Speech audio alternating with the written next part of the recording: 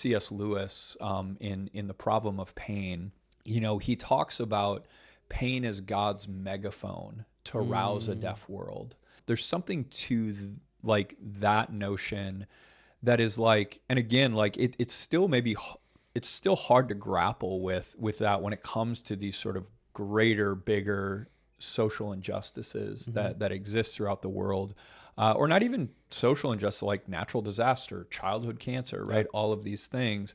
But there's also something to like, that notion of like when you're experiencing pain, small or large, it demands to be dealt with, right? You have to deal with it. There's something to, if there is a good God and the world has rebelled against this good God, there's actually something incredibly kind about the fact that God doesn't just sort of let us kind of listlessly go our own way.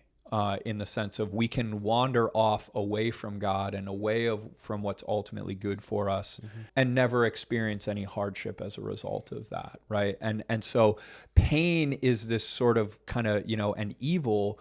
It functions as this sort of ever-present reminder that something is amiss, right? That things are not as they should be.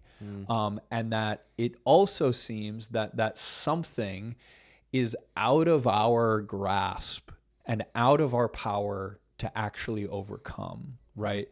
I would never say that, these, things that are evil in the world are from God, that God sent forced, military service for children, like God, like that's not from God, that's evil, right? But God also uses those things for our discipline, right? God uses those things to wake us up so that we might see him, right?